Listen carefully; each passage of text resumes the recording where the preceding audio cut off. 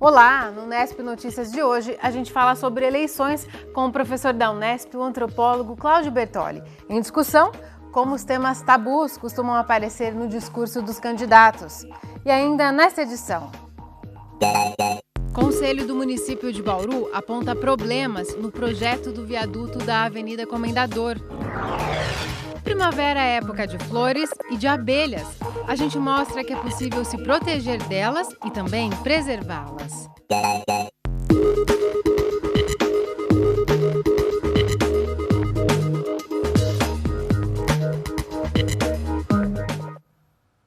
O viaduto na Avenida Comendador José da Silva Marta nem começou a ser construído e já gera divergências. Ninguém duvida da importância da obra, já que a linha férrea corta a avenida, o que atrapalha o trânsito e também oferece riscos para quem passa a pé.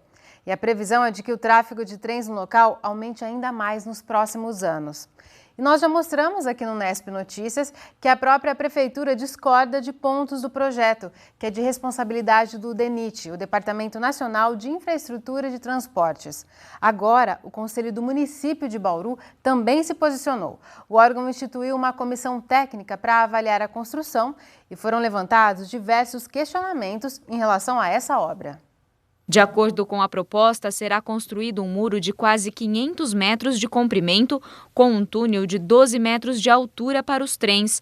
O projeto ainda prevê uma rotatória no fim do viaduto e a construção de uma rua paralela aos trilhos. Para o presidente do Conselho do Município de Bauru, a obra resolve o problema do tráfego de trens nesse trecho, mas pode dificultar o trânsito na região e ainda gerar impactos ambientais. É importante que haja continuidade de um lado ao outro do fundo de vale, na vegetação, na questão do fluxo das águas e também a formação do próprio parque linear, que é um corredor biogênico de animais, né, que tem que ter a permeabilidade de passar de um lado para o outro, além da possibilidade de ter sistema viário, passagens de pedestre, passagem de ciclistas, para dar a própria qualidade de equipamentos que o parque irá precisar. Esses questionamentos sobre a técnica usada para a construção do viaduto já foram encaminhados para a Secretaria Municipal de Planejamento. O próprio prefeito já esteve em Brasília conversando no DENIT sobre a possibilidade de alteração do projeto. O projeto não é nosso, é um projeto do governo federal. O DENIT foi bastante sensível a conversar sobre uma possível mudança de projeto. Quer saber também como é que é isso? Mas, segundo Chaides, não é só a técnica usada na construção que gera dúvidas. O Conselho quer explicações sobre como seriam feitas as desapropriações de áreas particulares. Essas avenidas vão, em certo sentido, valorizar as terras dessas pessoas e poderia ter uma troca entre a terra e o bem, que é a avenida com infraestrutura, que em outra situação seriam os próprios proprietários que teriam que gastar para poder fazer. Outro ponto levantado pelo Conselho está relacionado ao projeto viário de responsabilidade da Prefeitura. Teve várias obras aprovadas aqui ao lado, que nós também estamos questionando a Prefeitura, se são obras que foram aprovadas sobre o projeto que já existia na própria CEPLAN, porque aí também existiria uma falha do ponto de vista interno, né, de planejamento, né, de aprovar obras sobre áreas que a Prefeitura teria necessidade de futuramente utilizar para melhorar o sistema viário. A gente nunca sabe exatamente o que vai acontecer. Eu acredito, assim, de memória, passando ali, que a maioria desses projetos está lá há muito tempo, muito anterior a gente ter essa noção de como ia ficar isso. Então, por isso é que a gente ainda está estudando. O secretário municipal de Planejamento explicou também que as contrapartidas estão previstas no plano diretor da cidade, mas ainda não estão regulamentadas. Por isso, as exigências vêm sendo negociadas caso a caso, de acordo com a necessidade do município. O assunto agora é a greve dos bancos. 48 das 72 agências bancárias de Bauru permaneceram fechadas hoje, no segundo dia da paralisação. A categoria reivindica aumento salarial de 35% e melhores condições de trabalho. De acordo com o sindicato, por enquanto, não há previsão de nova rodada de negociação com os bancos.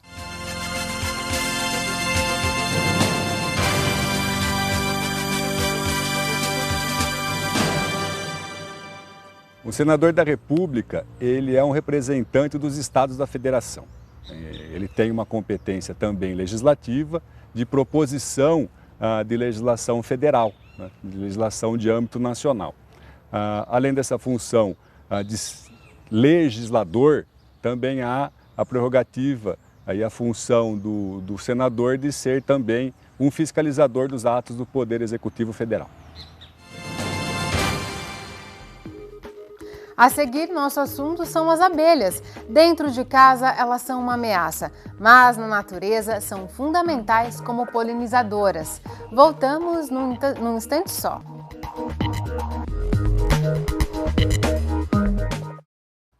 A primavera, a estação das flores, é também o período quando mais se encontra enxames e colmeias de abelhas.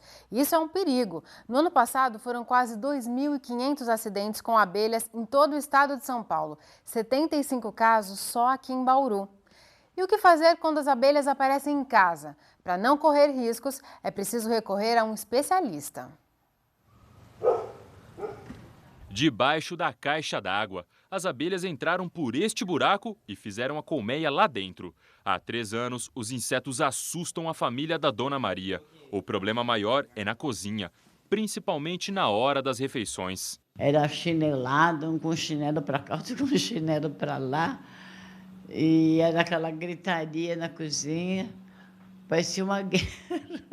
Quase todos os moradores já foram picados. Dói bastante, hein? Uma vez eu pisei em cima de uma, a dor foi bem grande. Um apicultor foi chamado para fazer o serviço. Antes de subir no telhado, ele prepara o equipamento. Põe fogo neste fole, com carvão e madeira. A roupa é fundamental para não ser ferroado. Já em cima do telhado, ele joga fumaça dentro do buraco para acalmar as abelhas. Se ficarem agitadas, elas podem se espalhar e causar acidentes com os vizinhos ou animais. É perigoso ter uma colmeia dessa na residência, perigoso matar cachorro, cavalo, gente que passa do lado, a abelha atacar, qualquer barulhinho que bater nela, elas atacam aí, ó. Dentro da cidade, elas são perigosas, principalmente as espécies africanizadas. Possuem ferrão e picam ao menor sinal de ameaça. Uma colmeia como essa chega a ter 50.000 insetos e elas são cada vez mais comuns na área urbana. Por causa dos desmatamentos e da expansão das cidades, os homens têm invadido o espaço natural das abelhas. Tamanho do favo.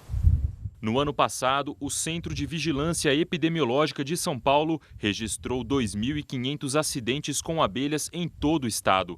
Em Bauru, foram 75. É preciso cuidado para controlar o enxame. Em poucos minutos, o apicultor fica rodeado de insetos. Apesar da quantidade, elas estão calmas por causa da fumaça. Tudo tem que ser retirado. Em 3 anos, as abelhas tomaram todo o espaço debaixo da caixa d'água. Escuro e bem protegido, o local é ideal para uma colmeia.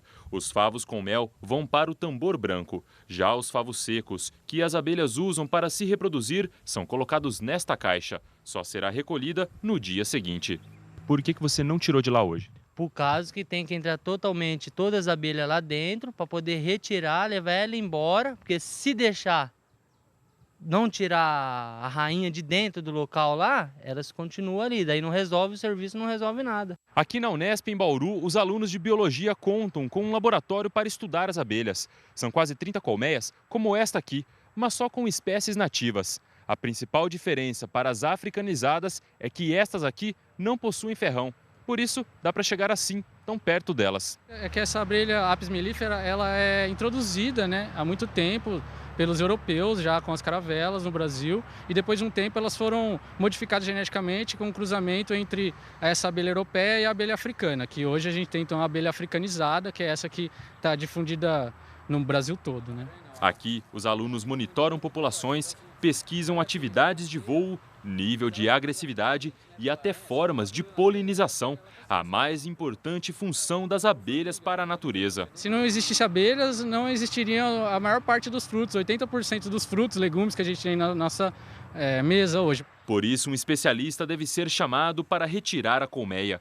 Tentar destruí-la, além de perigoso e prejudicial à natureza, também é crime. O que é importante, primeiramente, a gente frisar é que não pode fazer movimentos bruscos tanto perto do enxame quanto perto da colmeia. Também não pode gritar, falar alto e tal. Então, assim, quando existe algum tipo de enxameagem, alguma coisa, tira as pessoas que estão nervosas, né? Tira as crianças, primeiramente. Segunda coisa depois que as abelhas ferroarem alguém, caso isso aconteça, e você espremer ou ela morrer de algum jeito, não pode esquecer que elas têm um feromônio, certo? Esse feromônio ele vai atrair outras abelhas e vai causar um incômodo, né? Porque vão começar a vir mais abelhas, você mata e vem mais uma e mata. Então, assim, tenta evitar sair de perto das abelhas, deixar elas tranquilas no canto delas, é mais importante. Se você pôr na geladeira... Pelo menos das picadas, a Dona Maria escapou. Ai, tô aliviada. E veja agora como fica o tempo para esta quinta-feira. Uma extensa área de chuva se desloca do oeste para o centro do estado de São Paulo na tarde de hoje. A previsão é de que o tempo comece a melhorar a partir de amanhã, mas a temperatura cai. Bauru deve sentir os efeitos dessa chuva de hoje agora no fim do dia. A quinta também deve amanhecer nublada, mas sem chuvas. Agora a umidade do ar é de 58%. Nesta quarta, as temperaturas variaram entre 20 e 30 graus. Amanhã devem cair um pouco, mínima de 17 e máxima de 26 graus.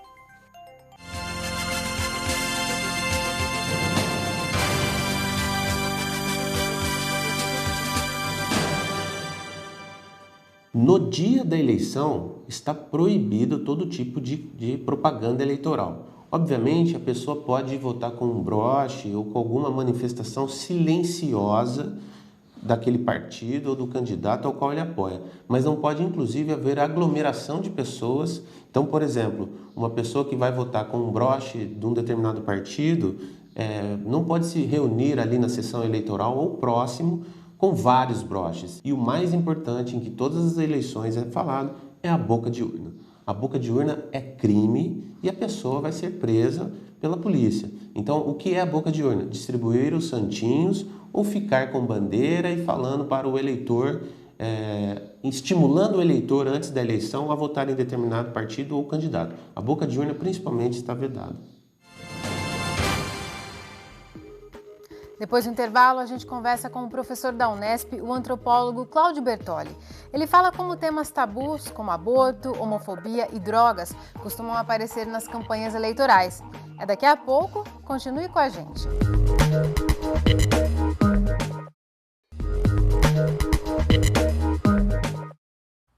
Voltamos e a gente fala agora sobre as campanhas eleitorais. Nesse período, a maioria dos candidatos costumam fugir de temas polêmicos, como aborto, descriminalização das drogas, homofobia, aqueles que tendem a desagradar os eleitores mais conservadores. E é sobre essa postura dos candidatos que a gente conversa com o professor da Unesp, o antropólogo Cláudio Bertoli. Professor, nós temos visto nos últimos debates eleitorais que alguns temas, como a descriminalização do aborto e das drogas e a criminalização da homofobia, têm sido silenciados pelos candidatos. Por que isso ocorre? Eu acredito que, acima de tudo, a nossa sociedade ela vive uma situação marcada por um processo de modernização. Nós não podemos dizer que a nossa sociedade é moderna. Ela é moderna no plano do consumo de mercadorias, mas no plano das ideias esse processo é muito mais lento.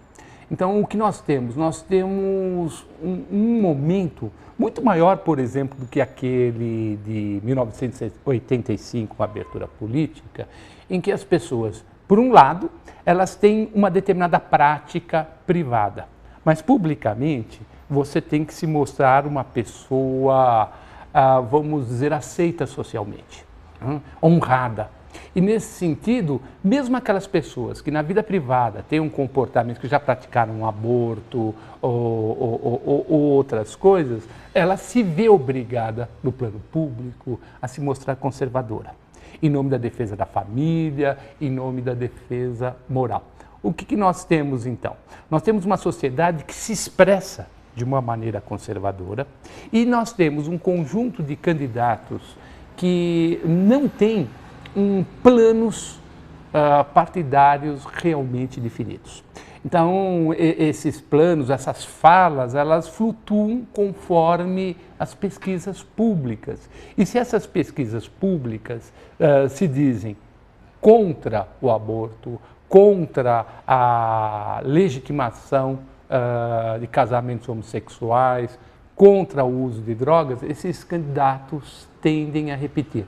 O debate político, que deveria ser um momento de efetivo debate sobre as questões nacionais, acaba não sendo mais uma dramatização de defesas de posturas conservadoras e tradicionais.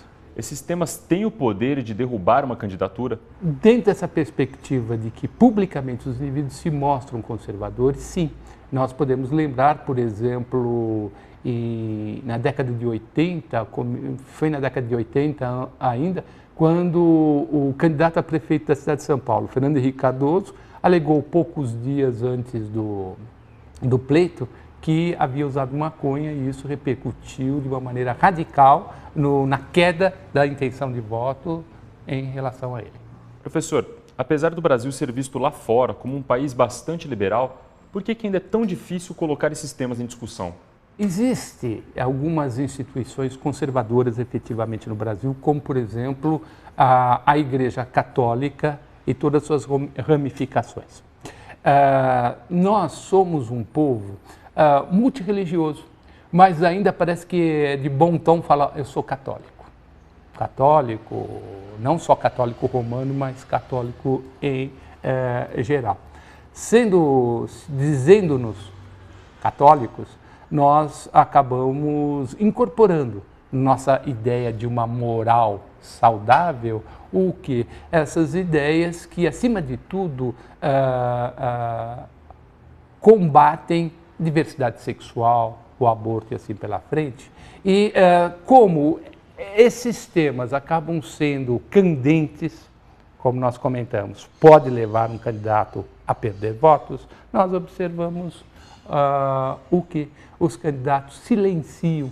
Quando muito encostados na parede, durante o nosso governo, nós vamos discutir a situação e nós vemos isso não ocorrendo de maneira alguma. Eu lembro para você também que a própria mídia, ela se mostra conservadora em muitos aspectos. Nós vemos aqueles candidatos, especialmente do Partido Verde, que propõem a descriminalização do consumo de maconha, como eles são frequentemente ridicularizados pela própria mídia, tornam-se personagens de piadas e assim pela frente. A própria forma como os debates televisivos e as propagandas eleitorais são produzidas não acabam desestimulando um debate mais profundo? Pois é, o que nós temos quando o debate ele ganha efetivamente uma formatação televisiva, que se dá lá no final dos anos 50 dos Estados Unidos, o debate ele se torna mais um show, um momento em que cada candidato, utilizando estratégias próprias, busca seduzir o telespectador, o eleitor. E nesse contexto não interessa a verdade, não interessa discutir temas, vamos dizer, difíceis, e passa-se a ver o espetáculo, como, por exemplo, a agressão, o indivíduo faz perguntas ao opositor, aquelas perguntas que ele não responderia, né? E muitas vezes os opositores acabam também, como aconteceu recentemente aí com o candidato Fidelis, né, a se tornar um motivo de piada porque não tem nenhuma resposta articulada para discutir questões mais candentes. Professor, o que tem que acontecer? A política que tem que evoluir para tratar essas questões de forma mais madura, ou é a sociedade que precisa se conscientizar mais? Eu acredito que, em muito, a política seja um reflexo da sociedade e dos valores por ela ostentado. Como comentei inicialmente, nós vivemos um processo de modernização e nós nunca podemos dizer que o Brasil é um país democrático. Todo e qualquer país ele vive um processo de democratização. Democracia não é algo que se chega, mas é algo que é construído no cotidiano. Então, o que nós temos que observar é que essa própria sociedade brasileira, ela necessita rever seus posicionamentos. Claro que ela está revendo, mas de uma maneira extremamente lenta, extremamente preconceituosa, e isso que reflete-se numa esfera política que repete as mesmas, vamos dizer, incapacidades que a sociedade tem para discutir certos temas. Por outro lado, é necessário se pensar que esses próprios políticos, eles têm um compromisso de contribuir para os debates sociais, para viabilizar com maior fluidez as discussões sociais. E, efetivamente, eles não têm o feito no decorrer desses anos, vamos dizer, de democratização, esses anos pós-abertura política. Então, nós vemos aí, em última instância, falha de ambos os lados, mas também, vamos dizer, uma conciliação de ambos os lados. Não vamos discutir, vamos deixar isso para depois. É muito mais fácil e, em certo sentido, populista, inclusive, nós falamos, olha, eu defendo a família, eu defendo os valores da sociedade cristã e assim pela frente. Fica muito mais cômodo e ainda se pensa isso como muito mais sedutor para o público. Nesse sentido, nós alijamos dos debates políticos temas importantes e temas fundamentais para camadas específicas da população. Por hoje é só. Se você quiser rever as reportagens desta edição, é só acessar o nosso site. O Nesp Notícias volta amanhã às 5h30 da tarde. Tchau!